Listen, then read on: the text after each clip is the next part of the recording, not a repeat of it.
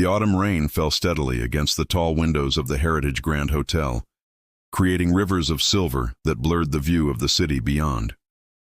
Emma Rose stood near the revolving doors, shaking droplets from her threadbare coat. Her fingers were red from the cold, and her shoes, 2 sizes too big, bought from a thrift store, squeaked slightly against the polished marble floor. She clutched a portfolio under her arm, protected by layers of plastic bags. Inside were photographs of her restoration work, painstakingly assembled over months. Today's interview could change everything. The museum curator had agreed to meet her here in this palace of wealth that felt worlds away from her tiny studio apartment above the laundromat. Emma checked her reflection in a brass pillar. Her dark hair, though neatly braided, looked dull against the glamour surrounding her. Her dress, the nicest thing she owned, had been mended so many times that the seams told their own story of survival. But her eyes held something that couldn't be bought: quiet determination and an unshakable sense of self-worth that years of hardship hadn't erased. "Excuse me." A sharp voice cut through her thoughts. "You're dripping on the floor." Emma turned, to find a woman in her early 40s staring at her with undisguised contempt. The woman wore a cream-colored designer suit that probably cost more than Emma earned in 6 months. Diamonds glittered at her throat and wrists, and her perfectly styled blonde hair didn't have a single strand out of place. Her lips, painted a bold red, curved into a sneer. "I'm sorry," Emma said softly, stepping aside. "I'll move." "You should do more than move," the woman continued, her voice rising enough to attract attention from nearby guests. "This establishment has standards. Look at you, dripping wet, dressed like a homeless person. How did security even let you in?" Heat crept up Emma's neck, but she kept her voice steady. "I have an appointment. I'm meeting someone." The woman laughed, a cold, brittle sound. "An appointment? Here?" Her eyes traveled over Emma's worn clothing with theatrical disgust. "Let me guess. You're looking for work? Housekeeping, perhaps? Though honestly, you look like you need charity more than employment." Other guests had stopped to watch. Emma felt their stares like weights pressing down on her shoulders. An elderly couple whispered behind their hands. A businessman smirked into his phone. The concierge looked uncomfortable, but said nothing. "I understand I may not look like I belong here," Emma said quietly, lifting her chin slightly. "But I do have a scheduled meeting with Dr. Harrison from the Metropolitan Museum. If you'll excuse me." "Dr. Harrison?" The woman's eyes narrowed. "I'm Victoria Sterling. My family has donated millions to that museum. I know Dr. Harrison personally, and I seriously doubt he would meet with someone like you." She turned to the concierge. "Charles, please call Dr. Harrison's office and confirm this." Person's story. Emma's heart hammered against her ribs. Her phone was nearly dead. She'd walked 40 minutes in the rain because she couldn't afford a cab, and now this woman was trying to humiliate her in front of everyone. Victoria Sterling stepped closer, lowering her voice to a venomous whisper that somehow still carried. "People like you need to learn your place. You don't belong in spaces like this. You make everyone uncomfortable with your poverty showing. Have some dignity and leave before you embarrass yourself further." Something flickered in Emma's chest. Not anger, but a deep, aching sadness. Not for herself, but for how easily cruelty came to some people. How Victoria Sterling looked at her, and saw only surface, only worth measured in dollar signs and designer labels. Emma reached into her coat and pulled out a small, tarnished locket that she wore always. It was the only thing she had from her past, found with her as a baby at the orphanage. She held it gently, drawing strength from its familiar weight. "You're right," Emma said softly. "I don't have your money, or your clothes, or your connections. But I have something you might never understand. I know who I am beyond what I own. And that's enough for me." Victoria's face flushed with anger at what she perceived as impudence. "How dare you, Miss Rose?" a kind voice interrupted. Dr. Harrison, a distinguished man in his 60s with wire-rimmed glasses, approached with an outstretched hand and a warm smile. "I'm so sorry I'm late. Have you been waiting long?" The lobby fell silent. Victoria Sterling's mouth opened, then closed. "Not at all," Emma replied, shaking his hand. "I just arrived." Dr. Harrison noticed Victoria. "Mrs. Sterling, how unexpected. I didn't know you'd be here today." Victoria recovered quickly, painting on a smile. "Oh, we were just chatting. I didn't realize Miss Rose was your appointment." "Indeed she is," Dr. Harrison said enthusiastically. "Her restoration work on the Renaissance pieces has been extraordinary. The board is very impressed. Shall we, Emma?" As Emma walked past Victoria Sterling toward the hotel's restaurant, she felt the woman's stare burning into her back. She didn't look back. Dignity, she'd learned long ago, wasn't about what others thought of you. It was about how you carried yourself when the world tried to make you small. Later that evening, as Emma rode the bus home through rain-slicked streets, she fingered the locket absently. She'd never been able to open it. The mechanism was rusted shut, damaged by time. Inside the oval frame, visible through a crack, was a tiny fragment of what looked like a family crest or emblem. Over the years, she'd wondered about it countless times. Who had she been before the orphanage? Why had she been abandoned? Back in her studio apartment, Emma carefully placed her portfolio on the small table that served as both desk and dining surface. The interview had gone well. Better than well. Dr. Harrison had offered her a position, not as an apprentice, but as a junior restorer with the museum. It was a dream she'd worked toward for years through night classes and endless hours of unpaid practice. She should have felt triumphant. Instead, Victoria Sterling's words echoed in her mind. "People like you need to learn your place." Emma made herself a cup of tea, her one small luxury, and sat by the window watching rain trace patterns on the glass. Tomorrow she would start her new position. Tomorrow her life would change. But tonight, she allowed herself to feel the weight of every struggle, every humiliation, every moment she'd been made to feel less than human because of circumstances beyond her control. She didn't know that across the city, an elderly woman named Dr. Margaret Chen sat in her cluttered office at the Historical Society, looking at a photograph that had been sent to her earlier that day. The photo showed a young woman in the Heritage Grand Hotel lobby, and hanging around her neck was a locket that Dr. Chen recognized immediately. Dr. Chen's hands trembled as she reached for her phone. After 40 years of searching, she might have finally found her. She might have finally found the missing Thornwood heir. The next morning dawned clear and bright, the storm having washed the city clean. Emma dressed carefully in her interview clothes, now her work clothes, and pinned her hair back neatly. As she locked her apartment door, a letter slipped through the mail slot caught her eye. The envelope was expensive, cream-colored paper with elegant script. Emma's hands shook as she opened it. "Dear Miss Rose," it read. "My name is Dr. Margaret Chen, and I believe I have information about your family. The locket you wear, I saw it in a photograph from yesterday's encounter at the Heritage Grand Hotel. I recognize it.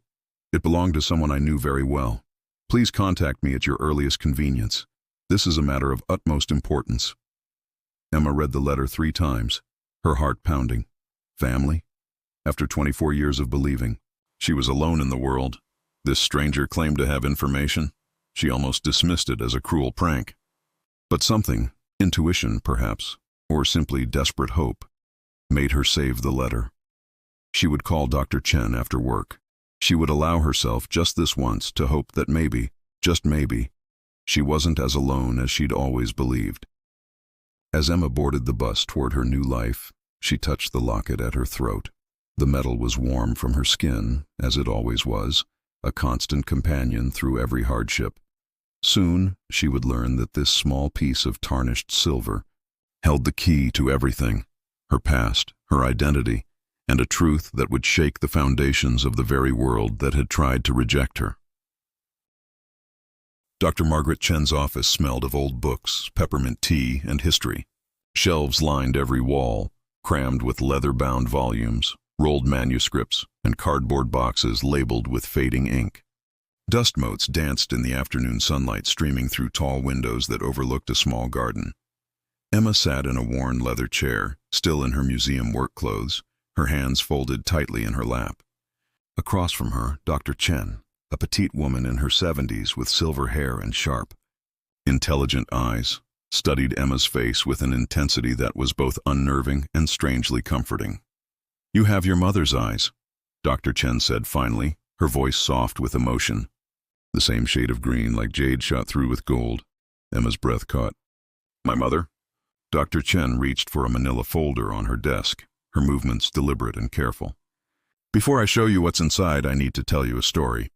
24 years ago, I was working as a private historian for one of the oldest families in this city, the Thornwoods. They'd made their fortune in shipping and real estate, generations of wealth and influence. Emma recognized the name vaguely. The Thornwood name was on buildings throughout the city, libraries, hospitals, museums. The family matriarch was Eleanor Thornwood, Dr. Chen continued. A formidable woman, brilliant and stubborn. Her son, Jonathan, was her pride and joy, gentle, artistic, nothing like the hard business types the family usually produced. When Jonathan fell in love with a woman Eleanor didn't approve of, someone without wealth or status, there was a terrible rift. Emma listened, barely breathing. Jonathan married the woman anyway, Catherine Hayes, a painter he'd met at an art gallery. For 2 years, Eleanor refused to speak to him. Then Catherine became pregnant. Jonathan reached out to his mother, hoping the grandchild would heal the divide. Dr. Chen's voice grew heavy with old sadness. Eleanor refused to acknowledge the baby. She said cruel things, threatened to disinherit Jonathan completely if he continued the marriage. What happened? Emma whispered. There was an accident, Dr. Chen said quietly. A car crash on a rainy night. Jonathan and Catherine were killed instantly. The baby, a daughter just 6 months old, was in the car seat. She survived without a scratch, but in the chaos of the accident, the emergency responders didn't realize whose child she was. By the time anyone connected the dots, the baby had been placed in the foster system. Emma's hand moved involuntarily to the locket at her throat. Eleanor searched for years. Dr. Chen continued. She poured millions into private investigators, but the child had disappeared into the system. Records were lost, files misplaced. It was as if she'd vanished. Eleanor never forgave herself. She spent decades doing penance, funding orphanages, children's hospitals, anything that might ease her guilt. But she never stopped looking for her granddaughter. Dr. Chen opened the folder and pulled out a photograph. It showed a young couple, a man with kind eyes and dark hair, a woman with a bright smile and auburn waves. Between them, a baby in a white christening gown, wearing a small silver locket. This, Dr. Chen said, sliding the photo across the desk, is Jonathan and Catherine Thornwood with their daughter, Emma Catherine Thornwood. The photograph was taken 3 days before the accident. Emma stared at the image, her vision blurring with tears. The locket in the photograph was identical to the one she wore. The baby's face, she'd seen that face in old photographs from her childhood. It was her. I don't understand, Emma said, her voice breaking. If I'm really her, if I'm really Emma Thornwood, why didn't anyone find me before now? Your name was changed when you entered foster care, Dr. Chen explained gently. You became Emma Rose. Rose was the name of the social worker who found you. The locket was logged as a personal effect, but no one recognized its significance. The Thornwood family crest was so worn it was nearly invisible. Dr. Chen pulled out another item from the folder, a blown-up photograph of the locket's interior. The fragment Emma had never been able to see clearly. Modern imaging technology had revealed what the naked eye missed. The Thornwood crest, a ship and oak tree intertwined, and an inscription in tiny letters. Emma Catherine. Beloved daughter. Emma's hands shook as she looked at the evidence. Everything she'd believed about herself, her entire identity, was shifting like sand beneath her feet. Eleanor is 92 now, Dr. Chen said softly. She's been in declining health, but her mind is still sharp. When I saw the photograph from the hotel yesterday, a friend who works there sent it to me because she knew I'd been searching. I knew immediately. I called Eleanor last night. She wants to meet you, if you're willing. Yesterday, Emma said slowly. The photograph from my humiliation? Yes. Dr. Chen's expression hardened slightly. I understand Victoria Sterling was particularly cruel to you. Did you know she's a distant cousin of the Thornwood family? Third cousin, twice removed, close enough to have expectations of inheritance, especially with no direct heir. The implication hung in the air. Victoria Sterling, who had mocked Emma for her poverty, who had tried to deny her dignity and worth, had done so to someone who was actually her cousin, someone with a far stronger claim to the Thornwood legacy. I don't care about money, Emma said quickly. Or inheritance. I want to know where I came from. I want to understand who I am. Dr. Chen smiled, the first genuine warmth Emma had seen from her. That's exactly what Eleanor hoped you would say. Your father was the same way. He could have run the family empire, but he chose art and love instead. She paused. Eleanor would like you to come to Thornwood House tomorrow afternoon, if you're ready. I'll accompany you if you'd like. Emma nodded, unable to speak around the lump in her throat. That night, Emma couldn't sleep. She lay in her tiny apartment, staring at the ceiling, processing everything. She had a family, a grandmother who'd spent decades searching for her, a legacy she'd never imagined, and parents. She finally knew their faces, their names, their story. The next afternoon, Dr. Chen's car wound up a long private drive lined with ancient oak trees. At the end sat Thornwood House, a grand mansion of gray stone and tall windows, beautiful but worn with age, like a once fine dress that had seen too many seasons. Eleanor Thornwood waited in a sun-filled conservatory, surrounded by plants and paintings. She was tiny, almost fragile-looking, with white hair and the same green-gold eyes that Emma saw in the mirror every day. When Emma entered, Eleanor's breath caught audibly. "Oh," she whispered. "Oh, my dear child, you look just like him, just like my Jonathan." Emma crossed the room slowly. When she reached Eleanor, the old woman took her hands, studying her face with wonder and terrible aching love. "I'm so sorry," Eleanor said, tears streaming down her weathered cheeks.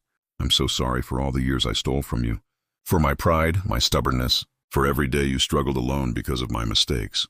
Emma felt her own tears fall. "You didn't know where I was, but you were alone because of me," Eleanor insisted. "If I had welcomed your parents, if I had been there that night, everything would have been different."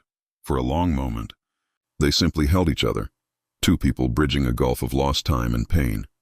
Over tea, Eleanor told stories about Jonathan, his gentleness, his talent, his terrible jokes. She showed Emma her father's paintings, still hanging throughout the house. She gave Emma her mother's journals, filled with sketches and dreams. She showed her the nursery that had waited empty for 24 years, kept exactly as it had been prepared before the accident. "I won't pressure you about the inheritance or the family business," Eleanor said firmly. "That's not why I searched for you. I searched because you're my granddaughter and I loved you before I even met you. But I want to know," Emma said. "I want to learn about the family, about the business. Not because of money, but because it's part of who I am." Eleanor smiled through her tears. "You're so much like him." Jonathan never cared about wealth either. He cared about beauty, about meaning, about love. The conversation eventually turned to Victoria Sterling. Eleanor's expression hardened. "Victoria has been angling for control of the family trust for years," Eleanor explained. "She's convinced herself that as the closest remaining relative with the Thornwood name, however distantly, she deserves it. When she saw you at the hotel, looking vulnerable and poor, she saw an opportunity to exercise her perceived superiority." "She didn't know who I was," Emma said fairly. "No," Eleanor agreed. "But that makes her cruelty worse, not better. She judged you purely on appearance and decided you were beneath her. That's not the kind of person I want representing this family." 3 days later, Eleanor called a formal family gathering at Thornwood House. Victoria Sterling arrived in a designer suit, her smile confident as she entered the drawing room where a dozen Thornwood relatives had assembled. Her smile faltered when she saw Emma sitting beside Eleanor, dressed simply but elegantly in clothes Eleanor had insisted on providing. "Everyone?" Eleanor said, her voice steady and clear despite her age. "I want to introduce you to someone very special. This is Emma Catherine Thornwood, my granddaughter and the daughter of my son Jonathan. She is my heir and will be taking her rightful place in this family." The room erupted in shocked murmurs. Victoria's face drained of color. "That's impossible," Victoria said shrilly. "Jonathan's daughter died in the accident." "Everyone knows that." "Everyone was wrong," Eleanor said coldly. "Emma survived and has been found. DNA testing confirms her identity beyond any doubt."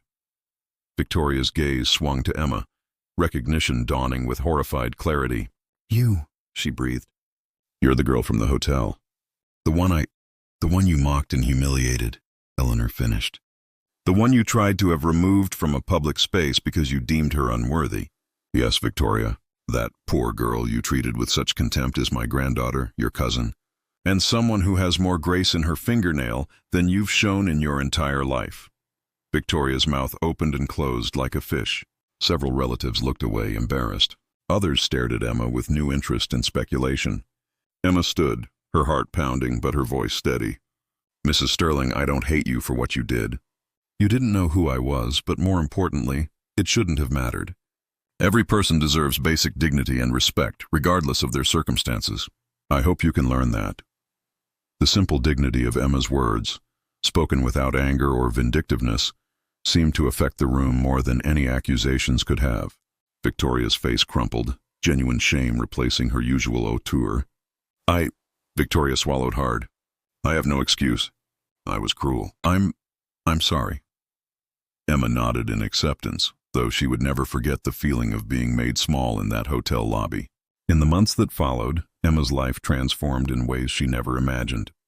She moved into Thornwood House with Eleanor, though she kept her small apartment and her job at the museum, work she loved and wouldn't abandon for any fortune. She learned about the family business, discovered aunts and uncles and cousins who welcomed her warmly. She established a foundation in her parents' names, focused on helping children in foster care, and sometimes late at night she would sit in her father's old studio, surrounded by his paintings, wearing her mother's locket, and feel the presence of family, not just the one she'd found, but the one that had been stolen from her so long ago. Victoria Sterling attended the foundation's opening gala. She approached Emma hesitantly, like someone approaching a dangerous animal. "I've been in therapy," Victoria said without preamble, "trying to understand why I treat people the way I do. Why I need to feel superior to others." She paused. "I donated to your foundation. Not to buy forgiveness, but because you're right. Everyone deserves dignity. I'm still learning that, but I'm trying." Emma studied her for a moment, then extended her hand. "That's all any of us can do. Keep trying." As Victoria walked away, Eleanor appeared at Emma's side. "You're kinder than I would have been." Emma smiled.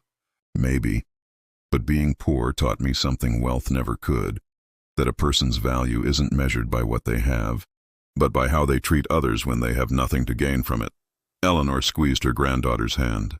"Your father would have been so proud of you." "Your mother too." "I hope so," Emma whispered.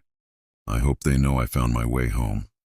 And in the crowded room, surrounded by family and friends, Emma Rose Thornwood finally felt what she'd been searching for her entire life, the sense of belonging, of being seen and valued for exactly who she was, not because of wealth or status or family name, but because she carried within her a strength forged through years of struggle, a dignity that no one could ever take away, and a heart that remained open even after being broken.